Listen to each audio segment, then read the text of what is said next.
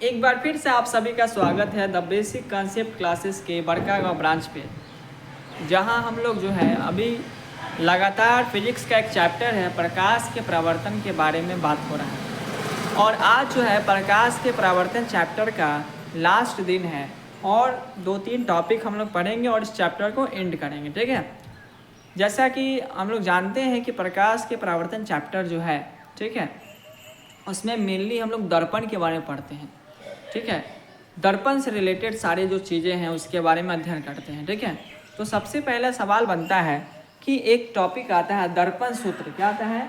Mirror formula, जिसको बोलते हैं दर्पण सूत्र।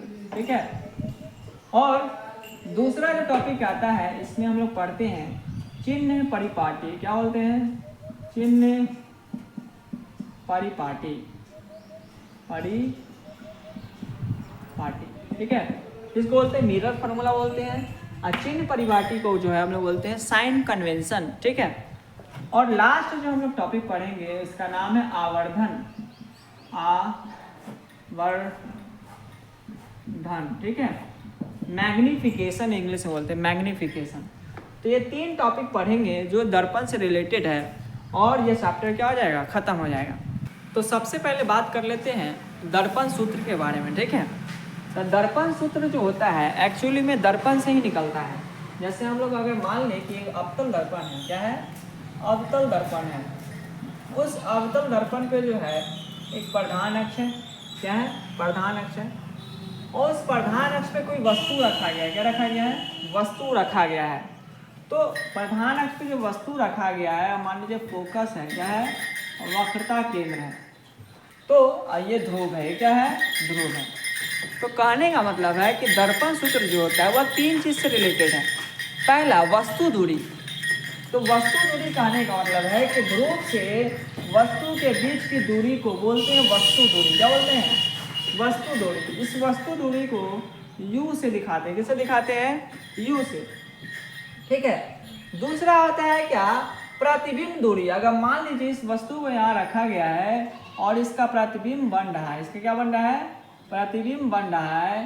तो इसके प्रतिबिंब के बीच की दूरी को, मान लीजिए यहाँ पे प्रतिबिंब बन रहा है। कहाँ? यहाँ पे प्रतिबिंब बन रहा है। तो ये जो प्रतिबिंब के बीच की दूरी, यहाँ से यहाँ तक जो दूरी है, यहाँ से यहाँ तक जो दूरी है उसको हम लोग बोलेंगे क्या? प्रतिबिंब दूरी। और प्रतिबिंब दूरी को जो हम लोग दिखाते हैं भी से। किससे दिखाते हैं? भी से। ठीक है, तो वस्तु दूरी और क्या? प्रतिबिंब दूरी। और तीसरा जो है तुम्हारा क्या? ध्रुव से और फोकस के बीच की दूरी को, इसको बोलेंगे फोकस दूरी। क्या बोलेंगे? फोकस दूरी। तो दर्पण सूत्र जो होता है वह जो है संबंध दिखाता है किसके बीच? वस्तु दूरी u, प्रतिबिंब दूरी v और फोकस दूरी f के बीच जो संबंध को दिखाता है उसको क्या बोलते हैं? दर्पण सूत्र बोलते हैं। ठीक है, दर्पण सूत्र जो होता है वह होता है 1/v प्लस 1/u बराबर 1/f। ये तुम्हारा क्या है? दर्पण सूत्र। इसको हम इस तरह से भी लिख सकते हैं कि 1/f बराबर 1/u या 1/v प्लस 1/u। ऐसे भी हम लोग दर्पण सूत्र को लिख सकते हैं। तो कहने का मतलब है कि किसी गोलीय दर्पण में, ठीक है, वस्तु दूरी u, प्रतिबिंब दूरी v और फोकस दूरी f के बीच जो संबंध को दर्शाया जाता है, ठीक है, उसी को दर्पण सूत्र कहते हैं। और ये दर्पण सूत्र आपको याद करना ही पड़ेगा। याद रखिएगा 1/v प्लस 1/u बराबर 1/f, जहाँ v जो है वह प्रतिबिंब दूरी है, u जो है वस्तु दूरी है, f जो है फोकस दूरी है। ठीक है, अब आता है सवाल क्या कि चिन्ह परिपाटी क्या है। तो इसको हम लोग बढ़िया से समझेंगे। तो चिन्ह परिपाटी कहने का मतलब है कि कोई अवतल दर्पण होता है, उस अवतल दर्पण के सामने जब किसी वस्तु को रखा जाता है, तो कभी उसका प्रतिबिंब जो है दर्पण के सामने बनता है तो कभी दर्पण के पीछे बनता है। जैसे हम लोग अवतल दर्पण के केस में पढ़े थे, तो अवतल दर्पण में जो है जब वस्तु को ध्रुव और फोकस के बीच में रखा जाता है तो उसका प्रतिबिंब दर्पण के पीछे बनता है, काल्पनिक बनता है, सीधा बनता है और वस्तु से जो है बहुत बड़ा बनता है। ठीक है, तो कहने का मतलब है कि जब हम दर्पण के सामने किसी वस्तु को रखते हैं तो कभी उसका प्रतिबिंब दर्पण के आगे बनता है तो कभी पीछे बनता है, कभी आगे बनता है तो कभी ऊपर बनता है तो कभी नीचे बनता है। दो केस, कभी आगे बनेगा तो कभी पीछे, कभी ऊपर बनेगा तो कभी नीचे। उसकी स्थिति को स्पष्ट करने के लिए हम लोग किसकी आवश्यकता होती है? एक परिपाटी की आवश्यकता होती है। उसकी स्थिति को स्पष्ट करने के लिए एक परिपाटी की आवश्यकता होती है जिसे चिन्ह परिपाटी कहते हैं। क्या कहते हैं?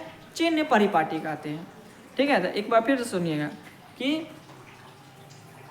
किसी दर्पण के सामने जब वस्तु को रखा जाता है तो उसका प्रतिबिंब कभी दर्पण के आगे बनता है तो कभी पीछे बनता है, कभी ऊपर बनता है तो कभी नीचे बनता है।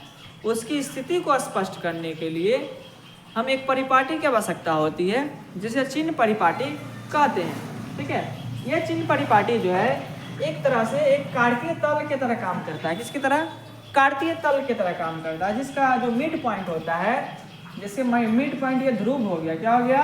ध्रुव हो गया। तो इस मिड पॉइंट को हम लोग क्या मूल बिंदु मानेंगे? क्या मानेंगे? मूल बिंदु मानेंगे। हम लोग जानते हैं कि मूल बिंदु से जो होता है दाहिना साइड, किस साइड? दाहिना साइड जो होता है वह प्लस होता है। क्या होता है? प्लस होता है। तो इधर जो हम बढ़ेंगे तो मूल बिंदु से जो है दाहिना साइड जो होगा वह क्या होगा? धनात्मक होगा। क्या होगा? धनात्मक होगा, मतलब पॉजिटिव साइन होगा। और बायां साइड जो होगा वह क्या होगा? ऋणात्मक होगा। क्या होगा? ऋणात्मक,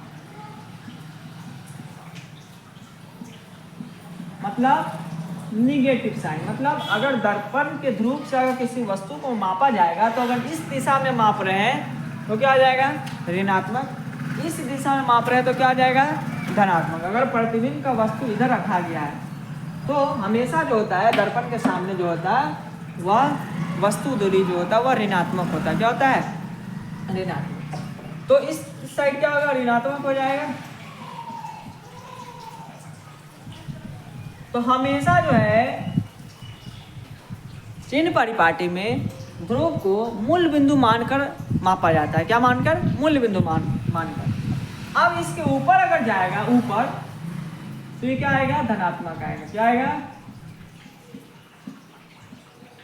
ऊपर जाएगा तब, और नीचे आएगा तो क्या होगा?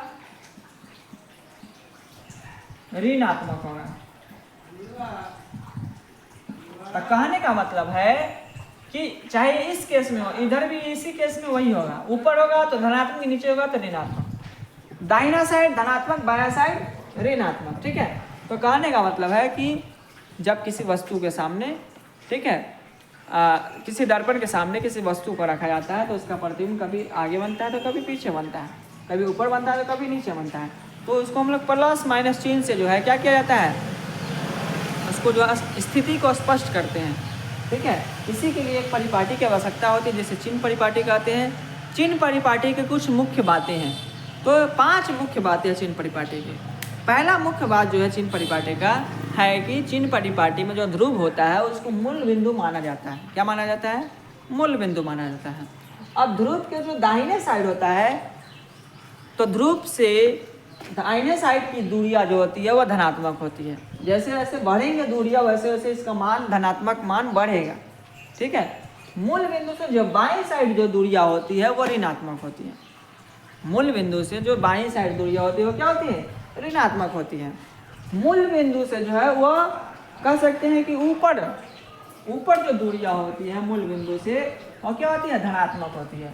और मूल बिंदु से जो नीचे दूरियां होती है वह क्या होती है? ऋणात्मक होती है। क्या होती है? ऋणात्मक। जैसे मान लीजिए कि अगर कोई उत्तल दर्पण के केस में, अवतल दर्पण के केस में, ठीक है, वस्तु जो है रखें हम लोग कहाँ? यहाँ रखें। तो वस्तु रखें तो ये आपका वस्तु दूरी हो गया, ये तो वस्तु दूरी हो गया, लेकिन वस्तु का जो ऊंचाई हो गया, ठीक है, वो वहाँ से प्रकाश का परावर्तन होकर फोकस से गुजरेगा।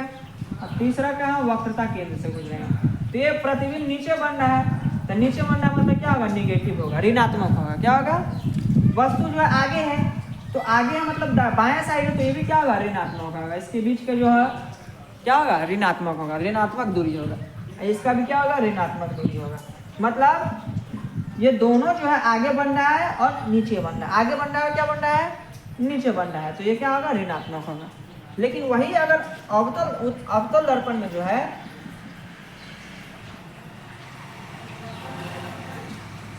कहीं फोकस अगर पीछे आ जाए, फोकस क्या आ जाए, पीछे आ जाए, वक्रता केंद्र पीछे आ जाए, तो इसका फोकस दूरी क्या हो जाएगा, धनात्मक हो जाएगा। क्या हो जाएगा, धनात्मक। अगर प्रतिबिंब फोकस और वक्रता के केंद्र के बीच ऊपर बन रहा है तो इसका भी क्या होगा, इसका तो वस्तु दूरी तो तुम्हारा हो जाएगा, सॉरी प्रतिबिंब दूरी तो हो जाएगा क्या, धनात्मक, और इसका जो ये प्रतिबिंब की ऊंचाई भी क्या हो जाएगा, धनात्मक हो जाएगा। तो कहने का मतलब है कि चिन्ह परिपाटी पे 5 मुख्य बातें हमको समझना पड़ता है। पहला कि चिन्ह परिपाटी पे जो ध्रुव होता है उसको मूल बिंदु माना जाता है 0, ठीक है।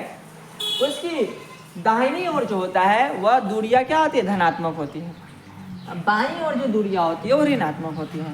मूल बिंदु चिन्ह परिपाटी के मुख्य अक्ष के ऊपर की दूरियां जो होती है वह धनात्मक होती है, और चिन्ह परिपाटी के मुख्य अक्ष के नीचे की जो दूरियां होती है वह क्या होती है, ऋणात्मक होती है। ये 5 मुख्य बातें हैं जिससे हम इसको स्पष्ट करते हैं, ठीक है। अब आगे सवाल आता है कि आवर्धन किसे कहते हैं, आवर्धन। तो आवर्धन कहने का मतलब है कि प्रतिबिंब की ऊंचाई, प्रतिबिंब की ऊंचाई, यहाँ पे तो हम लोग प्रतिबिंब दूरी देख रहे हैं, तो प्रतिबिंब दूरी, लेकिन यहाँ क्या रहा, प्रतिबिंब की ऊंचाई और वस्तु की ऊंचाई, प्रतिबिंब की ऊंचाई और वस्तु की ऊंचाई के अनुपात को हम लोग क्या बोलते हैं, आवर्धन बोलते हैं। अनुपात, जैसे मान लीजिए यहाँ प्रतिबिंब की ऊंचाई है -3 सेंटीमीटर, कितना है, और वस्तु की ऊंचाई मान लेते हैं -6 सेंटीमीटर, कितना है, -6 सेंटीमीटर। तो आवर्धन बराबर क्या होता है, आवर्धन बराबर होता है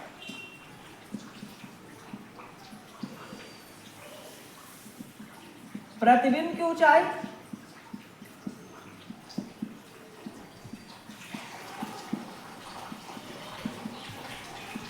और बटा में क्या होगा, वस्तु की ऊंचाई, मतलब प्रतिबिंब की ऊंचाई और वस्तु की ऊंचाई। तो प्रतिबिंब की ऊंचाई -6 सेंटीमीटर है, सॉरी -3 सेंटीमीटर है, और वस्तु की ऊंचाई कितना है, -6 सेंटीमीटर है। माइनस से माइनस कैंसिल होगा, सेंटीमीटर 3 से 2, यहाँ कितना है, 1/2, मतलब 0.5, ठीक है। क्या निकला इसका, मैग्निफिकेशन निकला, आवर्धन निकला, ठीक है। आवर्धन को जो है हम लोग एम से सूचित करते हैं, किससे, एम से, ठीक है। तो एम बराबर कितना आ गया, 1/2 आ गया। तो कहने का मतलब है कि प्रतिबिंब की ऊंचाई और वस्तु की ऊंचाई के अनुपात को आवर्धन कहते हैं, इसे एम से सूचित किया जाता है। आवर्धन बराबर प्रतिबिंब की ऊंचाई और वस्तु की ऊंचाई। प्रतिबिंब की ऊंचाई को अगर हम लोग मान ले h2, क्या मान ले, h2, और वस्तु की ऊंचाई को मान ले हम लोग h1, क्या मान ले, h1, तो m बराबर क्या होगा, h2/h1 हो जाएगा। ये इसका शॉर्ट में संकेत में फॉर्मूला हो गया कि आवर्धन बराबर m बराबर h2/h1। कहीं कहीं पे रहता है m बराबर प्रतिबिंब की ऊंचाई को हम लोग मानते हैं v, तो v/u दे देता है, लेकिन ये नहीं होगा क्योंकि ये ऊंचाई नहीं है, ये दूरी है। v/u क्या है, दूरी है, लेकिन कहीं कहीं पे मान लेते हैं कि v/u भी होता है, लेकिन ये अगर रियल में देखा जाए तो ये v और u क्या है, प्रतिबिंब दूरी है और वस्तु दूरी है। प्रतिबिंब दूरी और वस्तु दूरी, अब प्रतिबिंब की ऊंचाई और वस्तु की ऊंचाई में फर्क है, ऊंचाई और दूरी में फर्क है। दूरी ये हो गया, ये क्या हो गया, ऊंचाई हो गया, ये दूरी हो गया, ये क्या हो गया, ऊंचाई हो गया। तो ऊंचाई के लिए हमेशा h और का इस्तेमाल करते हैं, हाइट, h2/h1। कब, किस केस में, जब हम लोग प्रतिबिंब दूरी को जो, प्रतिबिंब की ऊंचाई को जो है हम h2 मान लें और वस्तु की ऊंचाई को h1 मान लें, तो इस केस में क्या होगा, h2/h1 हो जाएगा, किसका, आवर्धन का, ठीक है। आवर्धन को एक बार और समझते हैं कि प्रतिबिंब की ऊंचाई और वस्तु की ऊंचाई के अनुपात को आवर्धन कहते हैं। आवर्धन बराबर प्रतिबिंब की ऊंचाई, वस्तु की ऊंचाई। आवर्धन को m से सूचित किया जाता है, तो m बराबर h2/h1, ठीक है। तो ये जो है 3 टॉपिक आपका आशा करते कि समझ गए होंगे। दर्पण सूत्र क्या होता है, तो किसी को लिए दर्पण में वस्तु दूरी u, प्रतिबिंब दूरी v और फोकस दूरी f के बीच जो संबंध दर्शाया जाता है इसी को दर्पण सूत्र कहते हैं। दर्पण सूत्र बराबर क्या होता है, 1/v + 1/u बराबर 1/f। इसमें कोई दो चीज़ का मान अगर दिया रहे, जैसे वस्तु दूरी दिया रहे और तुम्हारा प्रतिबिंब दूरी दिया रहे, तो हम लोग क्या निकाल सकते हैं, फोकस दूरी निकाल सकते हैं। ठीक है, तो जैसे मान लीजिए यहाँ वस्तु दूरी u बराबर दे दिया 4 और प्रतिबिंब दूरी v बराबर दे दिया 2, तो बताइए फोकस दूरी क्या होगा। तो फोकस दूरी निकालने का फॉर्मूला जो है क्या होता है कि 1/f बराबर क्या होगा 1/u प्लस 1/v, है ना, या 1/v प्लस 1/u होता है। तो यहाँ पे 1/f रहेगा, v के जगह पे कितना आ जाएगा 2 आ जाएगा, u के जगह पे कितना आ जाएगा 4 आ जाएगा। यहाँ पे अब क्या होगा, v का जोड़ घटा होगा, 2 के पावर में 4 2 बार में था, 2 1 कम 2, 4 के पावर 4 1 बार में, तो 1/f बराबर कितना आ जाएगा 3/4। ये तो 1/f है, लेकिन निकालना क्या है, फोकस दूरी निकालना। फोकस दूरी मतलब f निकालना है, फिर बाई क्रॉस गुना होगा, ये बराबर कितना हो जाएगा 3/4 हो जाएगा। ठीक है, तो ये आपका इस तरह से सॉल्व होता है। अगर वस्तु दूरी दे दे और फोकस दूरी दे दे, इधर जो प्लस में उधर क्या आ जाएगा माइनस में चला जाएगा, फिर उसको भी इनका जोड़ घटाव करके सिंपल करेंगे। ठीक है, तो आवर्धन में भी हम लोग कुछ सवाल फार्मूला बेस आ जाएगा और दर्पण सूत्र में भी कुछ सवाल फार्मूला बेस आ जाएगा। ठीक है, उसी तरह एक फार्मूला बेस आता है F बराबर r/2, इसको सिद्ध करना भी है, इसको भी सिद्ध करना है। जब हम ज्यामिति 10वां का पढ़ा लेंगे तब हम इसको सिद्ध करना आप लोग को सिखाएंगे। अवतल दर्पण से दर्पण सूत्र को सिद्ध करिए, उत्तल दर्पण से दर्पण सूत्र को सिद्ध करिए, अवतल दर्पण से F बराबर r/2 को सिद्ध करिए, उत्तल दर्पण से F बराबर r/2 को सिद्ध करिए। मतलब 4 वो सिद्ध जो है इसमें हम लोग पढ़ना है, जो हम लोग ज्यामिति जब पढ़ लेंगे, त्रिकोणमिति पढ़ने के बाद जो क्षेत्रमिति पढ़ेंगे, फिर ज्यामिति जब पढ़ लेंगे तब हम इसको फिर से एग्जाम टाइम में इसको रिवाइज करवाएंगे। ठीक है, तो आज के लिए धन्यवाद।